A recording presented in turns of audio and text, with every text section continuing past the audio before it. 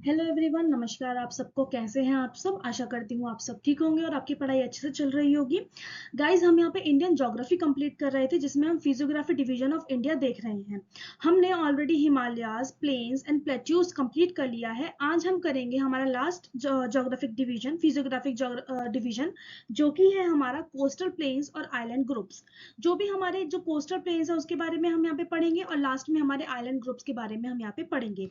मैंने ज्यादातर information NCERT based ली है और जितनी भी ऑथेंटिक बुक्स हैं उनके अकॉर्डिंग ली है और फैक्ट बेस्ड है, जिससे कि प्रीलिम्स में आपके लिए बहुत ज्यादा हेल्प मिलेगी। ठीक है, तो चलिए शुरू करते हैं अपना टॉपिक, जो कि है coastal plain region. Coastal plain region India का कोस्ट, इंडिया की आपको पता है कि जो ये वाला एरिया है ये पूरा कोस्टल एरिया है। इधर साइड से अरेबियन सी है, इधर साइड से बे ऑफ बंगाल है और नीचे इंडियन ओशियन है। तो कोई भी समुद्री तट के किनारे उसे हम कहते हैं कोस्ट। तो इंडिया के पास दो टाइप के कोस्टल रीजन है। वेस्ट साइड है हमारा वेस्टर्न कोस्टल प्लेन्स और ईस्ट साइड है हमारा eastern coastal planes. West side, अब देखिए, वेस्ट आपको पता था, यहाँ पे हमने पढ़े थे वेस्टर्न घाट्स और यहाँ पे हमने पढ़े थे डिसकंटिन्यूअस ईस्टर्न घाट्स।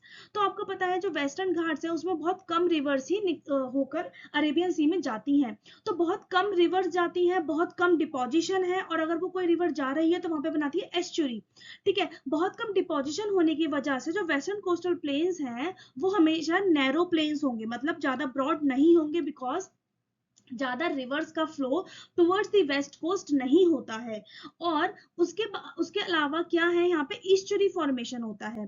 ठीक है, यहाँ पे कौन सा फॉर्मेशन होता है? ईस्चुरी फॉर्मेशन होता है। और अगर इसके अपोजिट देखा जाए ईस्टर्न कोस्टल प्लेन्स में, तो यहाँ पर इधर से निकलने वाली बहुत सारी रिवर्स जो हैं वो हमारे ईस्ट की तरफ ही बहती हैं और यहाँ से ऊपर से भी आ रही हैं बहुत सारे रिवर्स। तो हमारा सुवर्ण रेखा रिवर से लेकर नीचे कन्याकुमारी तक हमारा जो है वो है ईस्टर्न कोस्टल प्लेन। और यहाँ पर जो ईस्ट फ्लोइंग रिवर्स है वो बनाती है डेल्टा। डेल्टा जो होते हैं वो ब्रॉड प्लेन्स होते हैं, इसलिए ईस्टर्न कोस्टल प्लेन्स भी हमारे क्या है? ब्रॉड प्लेन्स है। ठीक है, ब्रॉड प्लेन्स है, बहुत ज्यादा यहाँ पे डिपोजिशन होता है, बहुत ज्यादा यहाँ पे सेडिमेंट्स लाए जाते हैं रिवर्स द्वारा। तो eastern coastal plains as compare to western coastal plains बहुत ब्रॉड होते हैं, डेल्टा यहाँ पे फॉर्मेशन होता है। तो चलिए इसके बारे में हम पूरा एक्सप्लेनेशन देखते हैं आगे। देखिए, हमारा ये है ईस्टर्न कोस्टल प्लेन और ये है हमारा वेस्टर्न कोस्टल प्लेन। अगर मैं इनका डिवीजन दिखाऊं आपको, तो ये गुजरात के कच्छ को, काठियावाड़ को और गुजरात प्लेन को कवर करता है। देखिए, कच्छ में पूरा ऊपर वाला हॉर्न आ गया, काठियावाड़ में पूरा नीचे वाला हॉर्न आ गया, और जो थोड़ा सा यहाँ पे गुजरात बचा है, जिसे सदर्न गुजरात भी कहते हैं, वो आ गया गुजरात प्लेन में। महाराष्ट्र से लेकर गोवा तक हमारा है कोंकण प्लेन। कर्नाटका वाला पार्ट है हमारा कन्नड़ प्लेन, यहाँ पे लिखा नहीं है। कर्नाटका वाला पार्ट है हमारा कन्नड़ प्लेन, और लास्ट में हमारा तमिलनाडु वाला पार्ट है मालाबार कोस्ट। अगर यही देखा जाए हमारा ईस्टर्न कोस्टल प्लेन्स, तो ये हमारा 3 पार्ट में डिवाइडेड है। ऊपर उड़ीसा वाला पार्ट आ गया और थोड़ा सा आंध्र प्रदेश उत्कल प्लेन। आंध्र प्रदेश वाला पार्ट आ गया हमारा नदन सरकार, और नीचे तमिलनाडु वाला पार्ट हमारा आ गया कोरोमंडल कोस्ट। ये है हमारे बे ऑफ बंगाल में और ये है हमारे अरेबियन सी में। देखिए, ब्रॉडनेस आप देख सकते हैं मैप में भी कि ईस्टर्न कोस्टल प्लेन की ब्रॉडनेस ज्यादा है as compare to western coastal plains. इसके बारे में अगर एक्सप्लेनेशन देखा जाए, तो हमारे इंडिया का जो कोस्टल प्लेन रीजन है वो कच्छ से लेकर सुवर्ण रेखा रिवर तक, यानी कि यहाँ से लेकर यहाँ तक है। तो कच्छ से लेकर सुवर्ण रेखा रिवर तक पूरा फैला हुआ है, अबाउट 6100 किलोमीटर की डिस्टेंस में। ये प्लेन्स किसके द्वारा बनते हैं? ये प्लेन्स बनते हैं सेडिमेंट्स द्वारा, जो निक्षेप लेके आती हैं रिवर्स, जो नदियां सेडिमेंट्स लेके आती हैं, उनके डिपोजिशन से हमारे ये कोस्टल प्लेन्स बनते हैं। ये प्लेन्स जो है बेसिकली 2 पार्ट्स में डिवाइडेड है, वेस्टर्न कोस्टल प्लेन्स यानी कि पश्चिमी, और ईस्टर्न कोस्टल प्लेन्स यानी कि पूर्वी coastal planes. Western coastal plain जो है वो सबमर्ज प्लेन है, बिकॉज यहाँ पे डिपोजिशन ज्यादा नहीं होता है। तो पानी जो है, जब डिपोजिशन ज्यादा नहीं है, ज्यादा यहाँ पे रुकावट नहीं है, तो पानी क्या है, थोड़ा सा कोस्ट के ऊपर तक आ जाता है। तो जो कोस्ट होती है ना वो नीचे होती है और पानी थोड़ा सा ऊपर होता है, तो इसलिए इसे कहते हैं सबमर्ज्ड कोस्ट। अब कोई भी कोस्ट सबमर्ज्ड कोस्ट होगी तो वहां पर कोई भी, अगर यहाँ पर हमारे कोई भी शिपमेंट्स आते हैं या फिर शिप्स आते हैं, कार्गो शिप्स वगैरह आते हैं, तो उनको यहाँ पे डॉक करना बहुत ईजी होता है, बिकॉज वो इजिली यहाँ पे जाके वो हो सकते हैं, लैंड हो सकते हैं। ठीक है, तो इसलिए जो हमारे नेचुरल पोर्ट्स है ना, नेचुरल पोर्ट्स, ठीक है। नेचुरल पोर्ट्स वो हमारे वेस्टर्न कोस्ट पे बहुत ज्यादा है as compare to eastern coast. Eastern coast की जहां बात की जाए कि यहाँ पर बहुत ज्यादा डिपोजिशन है, बहुत ज्यादा ब्रॉड प्लेन्स है, तो यहाँ पे डिपोजिशन ज्यादा होने की वजह से ये कोस्ट क्या हो गई, थोड़ी सी उभर गई, सी से थोड़ा सा ऊपर है, तो इसे हम कहते हैं इमर्ज्ड कोस्ट। और यहाँ पर हमारे नेचुरल पोर्ट्स इतने ज्यादा नहीं है, अगर जो कि हालांकि पोर्ट्स बनाए गए हैं वो कुछ ही नेचुरल है, बाकी सारे आर्टिफिशियल पोर्ट्स बनाए गए हैं। ठीक है, तो अब देखते हैं हमारा वेस्टर्न कोस्टल प्लेन्स। ये प्लेन्स एक्सटेंडेड है कच्छ से लेकर कन्याकुमारी तक, यानी कि इस वाले पार्ट से लेकर इस वाले पार्ट तक कच्छ से लेकर कन्याकुमारी तक एक्सटेंडेड है। ये एक नैरो प्लेन्स है। नैरो प्लेन्स यानी कि बहुत पतले हैं, इतने ब्रॉड नहीं है। इनके विड्थ ऑलमोस्ट 50 से 100 किलोमीटर है, अगर एवरेज देखी जाए तो 60 किलोमीटर ये वाइड है। इन यहाँ पे रिवर्स जो है वो ईस्चुरी फॉर्मेशन करती है इस एरिया में। ये जो कोस्ट है ये सबमर्ज्ड कोस्ट है, यानी कि थोड़ा डूबा हुआ कोस्ट है। ये कोस्ट बहुत इंडेंटेड है, इंडेंटेड यानी कि ऐसे टूटा फूटा। इसकी वजह से यहाँ पे पोर्ट्स, नेचुरल पोर्ट्स के लिए ये एक फेवरेबल कंडीशन है। इस प्लेन को हमने 6 पार्ट में डिवाइड करा है अकॉर्डिंग टू रीजन। जिस जिस रीजन में ये लाई करते हैं उस रीजन के अकॉर्डिंग हमने इसे 6 पार्ट में डिवाइड करा है। ये वाला पार्ट है हमारा कच्छ पेनिनसुला, नीचे वाला पार्ट है हमारा काठियावाड़ पेनिनसुला, फिर गुजरात का ये वाला पार्ट है हमारा गुजरात प्लेन, फिर आता है हमारा कोंकण प्लेन, फिर है कन्नड़ प्लेन, फिर है मालाबार कोस्ट। ठीक है, तो ये 6 पार्ट में डिवाइडेड है हमारा वेस्टर्न कोस्टल प्लेन।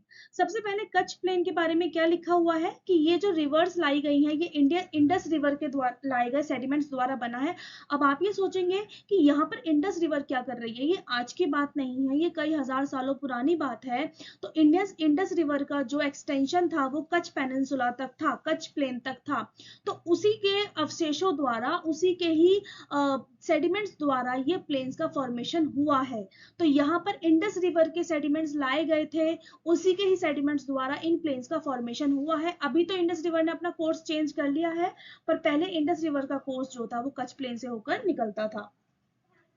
ये ब्रॉड प्लेन्स है, फ्लैट प्लेन्स है, यहाँ पे सैलिनिटी बहुत ज्यादा है। ठीक है, सैलिनिटी इसलिए ज्यादा है बिकॉज यहाँ पे टाइडल एक्टिविटीज जो है वो समुद्र का पानी बहुत ज्यादा अंदर आता है। समुद्र का पानी बहुत ज्यादा अंदर आने की वजह से, और ये ट्रॉपिक ऑफ कैंसर वाले पार्ट में लाई करता है, यहाँ पे इवेपोरेशन भी ज्यादा होता है। तो पानी के इवेपोरेशन होने की हाई इवेपोरेशन होने की वजह से tidal activities and high evaporation, इसकी वजह से यहाँ पे जो सैलिनिटी है वो ज्यादा है। अब देखिए, अगर सैलिनिटी यानी कि सॉल्ट कंटेंट वाटर में ज्यादा होगा तो वो एग्रीकल्चर के लिए यूजफुल नहीं होगा। ठीक है, फिर आते हैं हमारे next Kathiawar plains. Kathiawar plains जो है वो गुजरात का नीचे वाला हॉर्न है, इसे काठियावाड़ पेनिनसुला भी कहेंगे क्योंकि 3 साइड से वाटर से घिरा हुआ है। यहाँ पर जो मांडव हिल्स, अब देखिए काठियावाड़ में हमने 3 तरीके की हिल्स पढ़ी थी जब हमने वेस्टर्न घाट्स की हिल्स पढ़ी थी। ठीक है, अगर आपने वो वीडियो नहीं देखा है तो लेक्चर नंबर 5 आप देख सकते हैं। यहाँ पे है गिरनार और मांडव। जो मांडव हिल से रिवर्स निकलती हैं वो इन प्लेन्स का फॉर्मेशन करती हैं। ये भी एक नैरो बेल्ट है पर ये फर्टाइल है। ये प्लेन रीजन हमारा एग्रीकल्चर के लिए यूज होता है। फिर आते हैं हमारे गुजरात प्लेन्स, सदर्न गुजरात वाला पार्ट है। यहाँ पर कौन कौन से रिवर से प्लेन बनाती है, साबरमती, माही, नर्मदा एंड तापी रिवर। ठीक है, और ये जाके अरेबियन सी में फॉर्म कर देती हैं। ये प्लेन्स बनाए जाते हैं साबरमती, माही, नर्मदा और तापी रिवर्स द्वारा। ये एक फर्टाइल लैंड है, एक ब्रॉड लैंड है, बिकॉज यहाँ पे बहुत सारे रिवर है तो वो क्या करेंगे, डिपोजिशन करेंगी। और ये प्लेन्स लोकेटेड है हमारे सदर्न गुजरात वाले पार्ट में। ठीक है, फिर आते हैं हमारे कोंकण प्लेन्स। महाराष्ट्र से लेकर गोवा तक के पार्ट को अगर देखें आप मैप में तो वो बनाता है हमारा कोंकण प्लेन्स। कोंकण प्लेन्स, ये एरिया कोंकण रीजन कहलाया जाता है। ये अनइवन प्लेन है, महाराष्ट्र से गोवा के बीच में ये फैले हुए हैं। इस रीजन में मैंगो, कैश्यू नट्स, कोकोनट के बहुत अच्छा कल्टीवेशन किया जाता है। यहाँ पे प्री मानसून शावर्स यानी कि प्री मानसून रेनफॉल होती है, यानी कि मानसून आने से पहले यहाँ पे जो रेनफॉल होती है उसे हम मैंगो शावर कहते हैं, और ये मैंगो की खेती के लिए बहुत ज्यादा यूजफुल होती है, इसलिए इसका नाम मैंगो शावर लिखा गया है। देखिए, अगर वो कोंकण वाले पार्ट में पढ़ रहा है तो उसे हम मैंगो शावर कहेंगे, ये एनसीईआरटी में लिखा हुआ है। और यही शावर्स, अब इसी कोस्ट पे नीचे वाला पार्ट भी तो है, कर्नाटका और केरला। तो यही शावर्स अगर कर्नाटका और केरला में पढ़ेंगे तो इन्हें किसी और नाम से पुकारेंगे, वो हम आगे नेक्स्ट स्लाइड में आप देखने उसको मिलेगा। ठीक है, तो मैंगो शावर्स जो है वो महाराष्ट्र यानी कोंकण वाले पार्ट में हो रहे हैं। कर्नाटका और केरला वाले पार्ट में यही प्री मानसून रेनफॉल किसी और नाम से जानी जाती है। फिर आते हैं हमारे कन्नड़ प्लेन। कन्नड़ प्लेन वो वाला पार्ट है जो कर्नाटका में पूरा फैला हुआ है। ठीक है, यहाँ पे वाटरफॉल बनाती है श्रावती रिवर। कौन सा वाटरफॉल है? Jog fall. ये बहुत इंपॉर्टेंट वाटरफॉल है इंडिया का, जिसे गैरोसोपा फॉल भी कहते हैं। यहाँ पे जो प्री मानसून रेनफॉल है उसे चेरी ब्लॉसम शावर्स कहते हैं।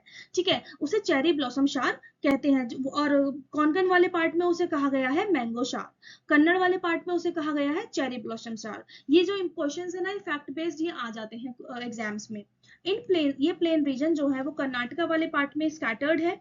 ये यहाँ पर जो रिवर वेस्टर्न घाट में फॉल करती है, यानी कि जो रिवर यहाँ पे अरेबियन सी में फॉल करती हैं, वो क्या बनाती है? यहाँ पे वाटरफॉल बनाती हैं, जैसे कि श्रावती रिवर। श्रावती रिवर यहाँ पे जॉग फॉल का निर्माण करती है, जिसे गैरोसोपा फॉल भी कहते हैं। जॉग फॉल को हम महात्मा गांधी वाटरफॉल के नाम से भी जाना जाता है। ये प्री मानसून रेनफॉल यहाँ पर चेरी ब्लॉसम शावर्स के नाम से जानी जाती है, जैसे कि कोंकण प्लेन में उसे मैंगो शावर कहा था। और ये रेनफॉल बहुत बेनिफिशियल है कॉफी कल्टीवेशन के लिए, यानी कॉफी की खेती के लिए ये चेरी ब्लॉसम शावर यानी कि प्री मानसून शावर बहुत ज्यादा इंपॉर्टेंट है, बहुत ज्यादा बेनिफिशियल है। जो कि हमारे कोंकण प्लेन में जो मैंगो शावर थे वो मैंगो की फसल के लिए बहुत ज्यादा फेमस थे। ठीक है, एनसीईआरटी के according cherry blossom shower Kerala में भी होते हैं।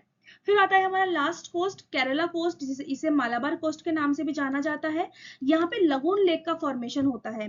ठीक है, यहाँ पे जो लेक का फॉर्मेशन होता है, लगून लेक का फॉर्मेशन होता है। देखिए लगून लेक कैसे बनती है, जैसे कि ये हमारा कोस्ट है। ठीक है, यहाँ से समुद्र का पानी अंदर आया, जब हाई टाइड आई तो यहाँ पे समुद्र का पानी अंदर आया, और जब लो टाइड आई तो ये पानी बाहर चला गया। पर यहाँ पे पानी कुछ कुछ इकट्ठा हो गया। तो जो ये पानी इकट्ठा हुआ, ब्रैकिश वाटर लेक, यानी कि यहाँ पे सॉल्ट वाटर और फ्रेश वाटर मिलकर बनाते हैं ब्रैकिश वाटर। तो यहाँ पे ब्रैकिश वाटर लेक का फॉर्मेशन होता है, जिसे हम लगून लेक भी कहते हैं। ठीक है, और जिसे हम बैक वाटर लेक भी कहते हैं। तो केरला के तट पर, केरला के कोस्ट पर बैक वाटर लेक या फिर लगून लेक का फॉर्मेशन होता है। ठीक है, और यहाँ ये बहुत सलाइन लेक्स हैं। ये यहाँ पे जो सैलिनिटी होती है बहुत ज्यादा होती है, बिकॉज ये किसका वाटर है? ये बेसिकली ओशन का ही तो वाटर है। तो ओशन के वाटर के फंसने की वजह से लैंड वाले पार्ट में इन लेक्स का फॉर्मेशन होता है, जैसे लकुन लेक, ब्रैकिश वाटर लेक और बैक वाटर लेक भी कहा गया है, जिन्हें कयाल्स भी कहते हैं। ये लोकेटेड है केरला में। जो हमारे मालाबार कोस्ट है वो केरला में लोकेटेड है। इस कोस्ट के पास बहुत सारे लगून लेक्स फॉर्म होती हैं, बैक वाटर फाउंड आउट होते हैं यहाँ पे, यानी कि कुछ ऐसा पानी जो समुद्र से आया तो पर समुद्र में वापस नहीं गया, वहां पे लैंड में इकट्ठा हो गया। लगून लेक को यहाँ पे कायल्स कहा जाता है लोकल लैंग्वेज में। यहाँ पे वेमनाड लेक है और अस्थमुड़ी लेक है, जो लगून लेक्स का एग्जाम्पल है। यहाँ पर पुन्नमड़ा कयाल में हर साल वेल्लमकल्ली नाम की एक बोट रेस होती है, जो कि इन्हीं बैक वाटर्स में खेली जाती है। और जो ये बोट रेस होती है, इसके विनर को मिलती है नेहरू ट्रॉफी। ठीक है, इसके विनर को मिलती है नेहरू ट्रॉफी। ये भी एक इंपॉर्टेंट फैक्ट है। वेल्लम का मतलब होता है वाटर और कल्ली का मतलब होता है बोट। तो जो यहाँ पे इस बैक वाटर में, जो इन कयाल्स में, जो यहाँ पे क्या होती है, बोट रेस होती है हर साल, और एक काफी बड़ा फेस्टिवल होता है केरला का। बहुत तैयारियां होती है इस फेस्टिवल के लिए, बहुत सारे लोग पार्टिसिपेट करते हैं। इस टाइप की लंबी लंबी नाव होती है यहाँ पे इस दोनों साइड लोग बैठे हुए होते हैं। अगर आपको देखनी है तो आप वेलमकली बोट रेस का वीडियो यूट्यूब पे देख सकते हैं, बहुत अच्छी देखने में लगती है। और यहाँ पर हर साल होती है। यहाँ पे जीतने वाले को नेहरू ट्रॉफी दी जाती है, और वो इन्हीं लगून लेक्स में खेली जाती है। कौन सी? Vallamkali boat race. ठीक है, और यहाँ पर पानी की ज्यादा प्रेजेंट होने की वजह से, पानी यहाँ पर मैंने आपको बताया था ना, यहाँ पे एक जगह है कुट्टनाड। कुट्टनाड केरला में एक जगह है जहां पर जो वो है, उसका जो डेप्थ है वो -2 मीटर है, यानी कि सी लेवल से भी नीचे है ये जगह। तो यहाँ पर राइस कल्टीवेशन बहुत अच्छा होता है इस रीजन में। ठीक है, ये था हमारा वेस्टर्न कोस्टल प्लेन। अब हम देखते हैं हमारा ईस्टर्न कोस्टल प्लेन के बारे में। ये मैंने वेस्टर्न कोस्टल प्लेन और ईस्टर्न कोस्टल प्लेन का आपको मैप लगा रखा है, आप देख सकते हैं। अब देखिए हमारा ईस्टर्न कोस्टल प्लेन भी जो है वो हमारा बेसिकली मेजोरिटी तो 2 पार्ट्स में डिवाइडेड है, जिसे हमने नदन सरकार्स और कोरोमंडल कोस्ट कहा। ये Subarnarekha river, Krishna river, Kaveri river इन कोस्ट को फॉर्म करती है। कावेरी रिवर यहाँ पे कोरोमंडल कोस्ट में बहती है। ठीक है, तो देखिए सुबर्ण रेखा से कृष्णा रिवर तक नदन सरकार्स हैं, और कृष्णा रिवर से नीचे कन्याकुमारी तक कोरोमंडल कोस्ट है। ठीक है, ये प्लेन रीजन फॉर्म होते हैं सुबर्ण रेखा रिवर तक, और पूरे एक्सटेंडेड है कन्याकुमारी तक। ये एक ब्रॉड प्लेन्स है, यानी कि थोड़े चौड़े हैं as compare to western coastal plains, because यहाँ पर रिवर डेल्टा का फॉर्मेशन करती है। और डेल्टा कैसे होता है कि रिवर्स आ रही है दूर से, और वो काफी दूर से ही अपना क्या होता है, अपने सेडिमेंट्स को छोड़ना शुरू कर देती है, यहाँ पे इकट्ठा करना शुरू कर देती है समुद्र में मिलने से पहले पहले। तो इन डेल्टा फॉर्मेशन की वजह से ही हमारे ईस्टर्न कोस्टल प्लेन का फॉर्मेशन हुआ है। तो इस वजह से इनकी जो विड्थ है वो ज्यादा है। इस रीजन की जो विड्थ है वो 100 से लेकर 150 किलोमीटर तक है, और इससे भी कहीं कहीं इससे भी ज्यादा है। ये एक इमर्ज्ड कोस्ट है, यानी कि पानी का लेवल नीचे है और एक कोस्ट ऊपर है। ये उभरा हुआ कोस्ट है। इसकी वजह से यहाँ पे जो नेचुरल पोर्ट्स है उनके लिए फेवरेबल कंडीशन नहीं बनती है। ठीक है, रिवर्स के बेसिस पर इस कोस्ट को हमने दो पार्ट्स में डिवाइड किया है। कौन कौन सा? नदन सरकार और कोरोमंडल कोस्ट।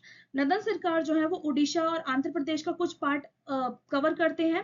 सुवर्णरेखा रिवर और कृष्णा रिवर के बीच में, यानी कि यहाँ पर सुवर्णरेखा रिवर है, यहाँ पे कृष्णा रिवर है। कुछ पार्ट उड़ीसा का और कुछ पार्ट आंध्र प्रदेश का कवर करता है नदन सरकार। फिर आता है कोरोमंडल कोस्ट, ये कुछ पार्ट आंध्र प्रदेश का और कुछ पार्ट तमिलनाडु का कवर करता है। ये कृष्णा रिवर से लेकर कन्याकुमारी तक एक्सटेंडेड है। ठीक है, अब देखिए ये तो था रिवर्स के बेसिस पर अगर हम रीजनल बेसिस देखें कि ये किस रीजन में लाई करता है, तो उसके बेसिस पर हमारा ईस्ट कोस्ट 3 पार्ट्स में डिवाइडेड है। सबसे पहले आता है हमारा उत्कल प्लेन, उड़ीसा वाला पार्ट। फिर आता है आंध्र प्रदेश वाला पार्ट, आंध्र प्लेन। फिर आता है हमारा तमिलनाडु वाला part, Tamil Nadu plain. Utkal plain जो है, उत्कल प्लेन फॉर्म होता है महानदी रिवर के डेल्टा रीजन की वजह से। ठीक है, यहाँ पर सुवर्णरेखा रिवर और महानदी के रिवर के बीच में है एक चांदीपुर बीच। अब देखिए चांदीपुर बीच की मैं एक आपको खासियत बता दूं। चांदीपुर बीच की क्या खासियत है, यहाँ पे जो पानी है ना, हाई टाइड के वक्त काफी अंदर आ जाता है, पर लो टाइड के वक्त पानी 500 मीटर तक पीछे खिंच जाता है। यहाँ पे मतलब आपको लगेगा कि 500 मीटर तक बीच ही बीच है, पर वो बीच नहीं है। आप एग्जैक्टली समुद्र के बीच में खड़े हैं। कभी भी हाई टाइड आएगी और पानी वापस से अंदर आ जाएगा। तो यहाँ पर जो पानी का रिट्रीटिंग है, जो पानी का रिसीड है, वो बहुत ज्यादा होता है। देखिए लो टाइड्स के वक्त यहाँ पे पानी का रिसीड बहुत ज्यादा होता है, अप टू लाइक 500 मीटर, आधा किलोमीटर तक पानी पीछे चला जाता है समुद्र में। तो क्या होता है, वहां पे ऐसा लगता है कि इतना लंबा बीच का एरिया है, पर वो बीच का एरिया नहीं होता है। वो तट नहीं है, वो समुद्र है। वो समुद्र से लो टाइड होने की वजह से, यानी कि हाई टाइड्स और लो टाइड्स आप जानते होंगे, ऊंची उठी लहरों को हम हाई टाइड कहते हैं और नीचे उठी लहरों को हम लो टाइड्स कहते हैं। तो लो टाइड्स के बाद जब लहरें नीची होती हैं तो पानी रिसीड यानी कि पीछे हट जाता है। ठीक है, अप टू 500 मीटर्स। ये प्लेन रीजन फॉर्म होता है महानदी रिवर की वजह से। यहाँ पर महानदी रिवर के डेल्टा रीजन में एक व्हीलर नाम का आइलैंड भी है, जिसका व्हीलर नाम तो अंग्रेजों ने रखा था, पर अब इसका नाम चेंज करके हमने अब्दुल कलाम आइलैंड रख दिया है। ठीक है, इसका न्यू नेम क्या है? अब्दुल कलाम आइलैंड। और इस आइलैंड में हमारी क्या होती है? मिसाइल टेस्टिंग होती है। ठीक है, इस आइलैंड में हमारी मिसाइल टेस्टिंग होती है। इसको अब कलाम आइलैंड के नाम से जाना जाता है। यहीं पर चांदीपुर कोस्ट प्रेजेंट है, बिटवीन सुवर्णरेखा एंड भुवनेश्वर, और आप कह सकते हैं between Subarnarekha and Mahanadi river. Low tides के वक्त यहाँ पे चांदीपुर कोस्ट से बहुत ज्यादा पानी रिसीड हो जाता है, मतलब पीछे चला जाता है। और यहाँ पर महानदी के नीचे ही, और क्या कहते हैं, भुवनेश्वर के नीचे चिलिका नाम का लगून लेक प्रेजेंट है इस रीजन में। लगून लेक यानी कि सॉल्ट वाटर लेक। ठीक है, फिर हमारा नेक्स्ट आता है Andhra plains. Andhra plains form होता है गोदावरी रिवर और कृष्णा रिवर के डेल्टा रीजन की वजह से। गोदावरी और कृष्णा के बीच में है हमारा कोलेरू लेक नाम की लेक, ये एक फ्रेश वाटर लेक है। और कृष्णा रिवर के ही नीचे है हमारा पुलिकट लेक, ये एक लगून लेक है, यानी कि सॉल्ट वाटर लेक है और ब्रैकिश वाटर लेक हम कह सकते हैं। ठीक है, इस पुलिकट लेक के बीचम बीच एक आइलैंड प्रेजेंट है जो है श्रीहरिकोटा। और श्रीहरिकोटा पे बहुत एक इंपॉर्टेंट चीज है, सतीश धवन स्पेस सेंटर। यहाँ पर बहुत सारे मिसाइल लॉन्च हो गए, जितने भी हमने मंगलयान चंद्रयान का लॉन्च किया है, वो सारा श्रीहरिकोटा स्पेस सेंटर यानी कि सतीश धवन स्पेस सेंटर से ही किया है, जो कि पुलिकट लेक के बीच में प्रेजेंट है। पुलिकट लेक एक टाइप का लगुन लेक है। लगुन लेक मैंने आपको बता दिया, जब समुद्र का पानी अंदर आता है और वापस रिट्रीट होता है तो कुछ पानी वहीं पे ही रह जाता है, जो कि सॉल्ट वाटर और फ्रेश वाटर के मिक्सचर से बनती है लगुन लेक, जिसे ब्रैकिश वाटर लेक कहते हैं हम। तो पुलिकट एक काइंड की लगुन लेक है। और गोदावरी और कृष्णा रिवर के बीच में कोलेरू लेक प्रेजेंट है, जो कि है फ्रेश वाटर लेक, बिकॉज ये दोनों रिवर्स की वजह से फॉर्म हुई है। ये प्लेन रीजन फॉर्म हुआ है हमारा कृष्णा और गोदावरी रिवर के बीच में। ये यहाँ पे डेल्टा रीजन में, इन रिवर्स के डेल्टा रीजन में कोलेरू लेक नाम की एक लेक फॉर्म होती है, जो कि एक फ्रेश वाटर लेक है। यहाँ इसके सदर्न कोस्ट में, यानी कि इसके दक्षिण तरफ पुलिकट लेक नाम की एक लेक है, जो कि एक लगून लेक है। इसी लेक में श्रीहरिकोटा आइलैंड प्रेजेंट है, जहां पर सतीश धवन स्पेस सेंटर भी लोकेटेड है। ठीक है, फिर आता है हमारा तमिलनाडु कोस्ट। तमिलनाडु कोस्ट हमारा ईस्टर्न कोस्टल प्लेन का सबसे लास्ट वाला पार्ट है, तमिलनाडु वाला पार्ट। ये रीजन फॉर्म होता है कावेरी रिवर की वजह से। यहाँ पर रेनफॉल जो होती है वो विंटर सीजन में होती है, यानी कि यहाँ पर जो रेन है वो विंटर रेन है।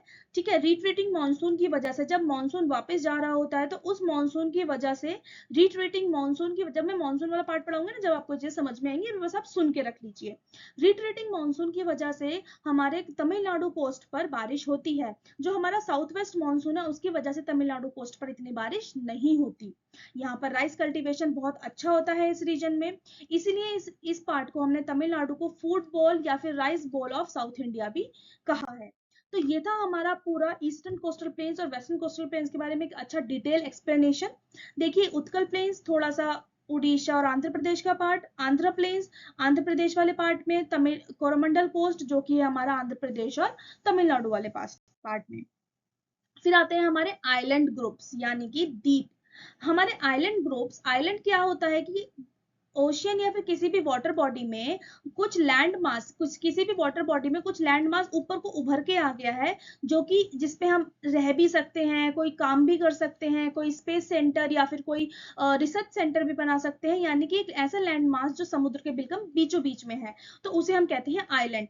अब देखिए, अभी तक आपने पढ़े होंगे हमारे दो टाइप के आइलैंड हैं, अंडमान निकोबार और लक्षद्वीप, पर ऐसा नहीं है। हमारे हमारे पास बहुत सारे टाइप के आइलैंड्स हैं। देखिए, इंडिया एक कोस्टल एरिया है, तो यहाँ पे कोस्टल रीजन में भी इंडिया में आइलैंड्स फॉर्म हुए हैं, जिन्हें हमने कोस्टल आइलैंड्स कहा है। और कुछ आइलैंड्स इंडिया के यहाँ पे दूर में है, जिन्हें हम डिस्टेंट आइलैंड कहते हैं, यानी कि कुछ दूरी पे है वो प्रेजेंट। कोस्टल आइलैंड में दो इंपॉर्टेंट काइंड्स के हैं, एक है अलुवियल और एक है रॉकी आइलैंड। डिस्टेंट आइलैंड में है हिली आइलैंड, जो कि हिल्स या फिर माउंटेन से फॉर्म हुआ है, और फिर आता है कोरल आइलैंड, जो कि कोरल पॉलिप के इकट्ठे होने की वजह से फॉर्म हुआ है। अलुवियल आइलैंड जो कि इंडिया सेडिमेंट्स डिपॉजिट करे गए रिवर्स द्वारा, उन्होंने ये आइलैंड बनाए, मतलब इतने ज्यादा रिवर्स सेडिमेंट्स डिपॉजिट हो गए कि वो समुद्र से बाहर उभर कर आ गए, तो उन आइलैंड्स को हमने क्या कहा, एलुवियल आइलैंड्स कहा। ये एलुवियल आइलैंड का ज्यादातर प्रेजेंस कहाँ पर है, इंडिया के ईस्टर्न कोस्ट रीजन में है। ये आइलैंड्स इंडिया के ईस्टर्न कोस्ट रीजन में प्रेजेंट है, बिकॉज वहां पर जो रिवर्स का डिपोजिशन है, जो रिवर्स का सेडिमेंट है, वो बहुत ज्यादा होता है। जैसे कि हुगली रिवर के माउथ पर बंगाल वाले रीजन में हमारा एक फेमस आइलैंड प्रेजेंट है, सागर आइलैंड। महानदी रिवर डेल्टा पर एक शॉर्ट आइलैंड नाम का आइलैंड प्रेजेंट है। अभी आपको बताया, महानदी के माउथ पर व्हीलर आइलैंड नाम का आइलैंड प्रेजेंट है, जिसे हमने कलाम आइलैंड नाम रखा है अभी नया। ठीक है, इंडिया और श्रीलंका के बीच में राम सेतु या आदम ब्रिज, ठीक है, जिसको कोवन नहीं जानता, ये भी एक टाइप का आइलैंड है। ये लैंड मासेस हैं जो पानी से ऊपर आ रखे हैं। पंबन आइलैंड है रामेश्वरम में। गल्फ ऑफ मन्नार में क्रोकोडाइल, आंडा, कोटा आइलैंड्स प्रेजेंट है। गल्फ ऑफ मन्नार कहाँ पर है, इंडिया और श्रीलंका को जो कनेक्ट करती है वो है गल्फ ऑफ मन्नार। ठीक है, और फिर आते हैं रॉकी आइलैंड, यानी कि पत्थरों की वजह से जो फॉर्म हुए हैं वो आइलैंड्स है रॉकी आइलैंड्स, यानी कि या फिर किसी माउंटेन के टुकड़े को टूट जाने की वजह से पानी में डूब के वो ऊपर आ गया, तो उसे भी हमने रॉकी आइलैंड कहा। ये इंडिया के वेस्ट कोस्ट पे प्रेजेंट है। काठियावाड़ पेनिनसुला के पास एक रॉकी आइलैंड प्रेजेंट है, जो कि है पीरम आइलैंड। मुंबई के पास बहुत सारे आइलैंड प्रेजेंट हैं, जो ये हैनरे, कैनरे, बूचर, एलिफेंटा और पिजन। एलिफेंटा तो एक केव्स भी हैं, जो कि बहुत अच्छी एक कल्चरल साइट है।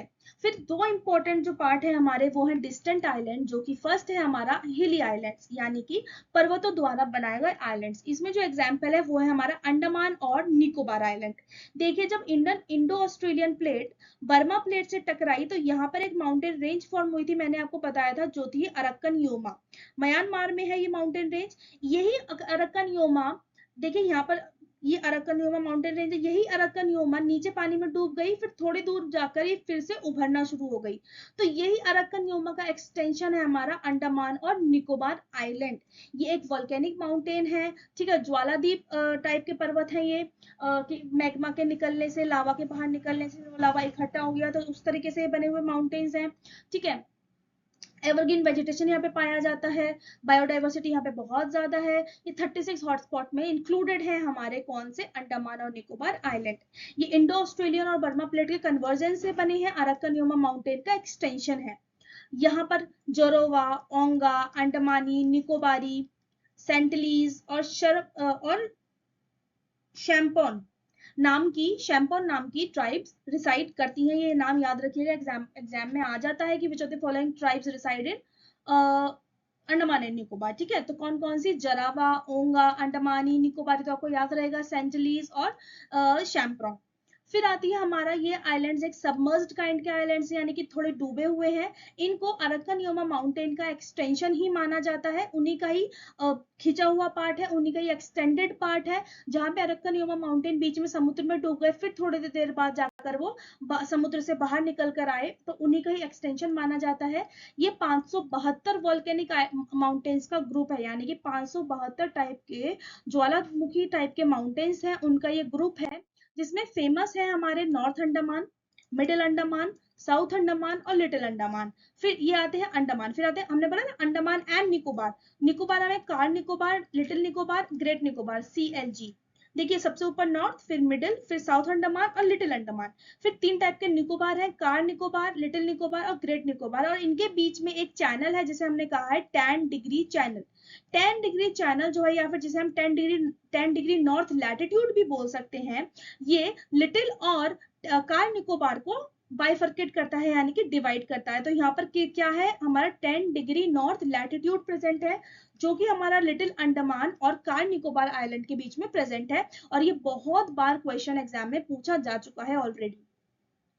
नॉर्थ अंडमान में एक इंपॉर्टेंट पीक है जिसे सैडल पीक कहा गया है, ठीक है। मिडिल अंडमान में कुछ भी नहीं है इतना इंपॉर्टेंट जो आप एग्जाम के पॉइंट ऑफ व्यू से पढ़े, आप बस याद रखिएगा। साउथ अंडमान में पोर्ट ब्लेयर है, जो कि हमारी अंडमान एंड निकोबार की कैपिटल भी है, ठीक है। फिर साउथ अंडमान और लिटिल अंडमान के बीच में एक इंपॉर्टेंट वाटर पैसेज है जिसे हमने डंकन पैसेज कहा है, किसके बीच में, साउथ अंडमान और लिटिल अंडमान के बीच में है डंकन पैसेज, ठीक है। और लिटिल अंडमान और कार निकोबार के बीच में है हमारा 10 डिग्री लैटिट्यूड या फिर 10 डिग्री चैनल जिसे हमने कहा है।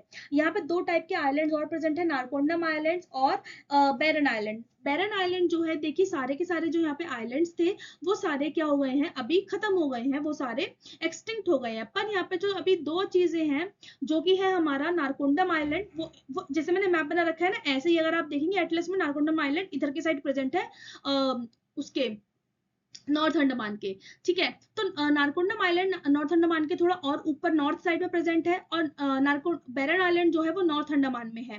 तो बैरन आइलैंड जो है अभी एक्टिव वॉल्केनो है, पर नारकोंडम आइलैंड एक्टिव वॉल्केनो नहीं है, एक्सटिंक्ट वॉल्केनो है। जो 572 हमारे वॉल्केनिक माउंटेन्स थे सबसे एक्सटिंक्ट हो गए, जिसमें से अभी एक बैरन आइलैंड जो है वो, जो कहाँ पे है हमारा, बैरन आइलैंड कहाँ पर है हमारा, नॉर्थ अंडमान में है।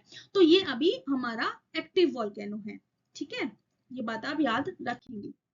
ये देखिए हम यहाँ पे मैप बना रखा है मैंने, north Andaman, middle Andaman, lower Andaman. Lower Andaman में क्या है हमारा, पोर्ट ब्लेयर है, पोर्ट ब्लेयर कैपिटल है हमारे अंडमान एंड निकोबार की। फिर आता है लिटिल अंडमान, ठीक है। नॉर्थ लोअर अंडमान और लिटिल अंडमान, या फिर जिसे साउथ अंडमान भी कहा गया है, इसके बीच में यहाँ पे पैसेज है डंकन पैसेज। फिर आता है लिटिल अंडमान और कार निकोबार के यहाँ पे बीच में प्रेजेंट है क्या, 10 डिग्री चैनल या फिर 10 degree north latitude. Car Nicobar, यहाँ पे लिटिल निकोबार और ग्रेट निकोबार। और ग्रेट निकोबार में, हाँ मैं इंपॉर्टेंट चीज बताना भूल गई, ग्रेट निकोबार में हमारा इंडिया का सदर्न मोस्ट पॉइंट है, जो कि है इंदिरा पॉइंट। मैंने पढ़ाया था ना सबसे फर्स्ट वाले चैप्टर में, जब जनरल इंट्रोडक्शन में पढ़ाया था कि नॉर्थ ग्रेट निकोबार में इंडिया का सदर्न मोस्ट पॉइंट है, जो कि है इंदिरा पॉइंट। पर अब ये सबमर्ज्ड हो गया है, जब सुनामी आए थे 2002-2003 के आसपास, जो सुनामी आए थे उसमें ये इंदिरा पॉइंट सबमर्ज हो गया है, पर अभी भी हम इसको अपना इंडिया का सदर्न पॉइंट मानते हैं। आगे बढ़ते हैं। कोरल आइलैंड जो है वो लक्षद्वीप, हाँ जो लक्षद्वीप आइलैंड्स हैं वो एक टाइप के कोरल आइलैंड की वजह से, कोरल आइलैंड का एग्जांपल है, ठीक है। कोरल क्या होते हैं, कोरल एक टाइप के वो होते हैं, मतलब जिसे हम क्या कह सकते हैं, ये एक टाइप के ऑर्गेनिक कंपाउंड्स होते हैं।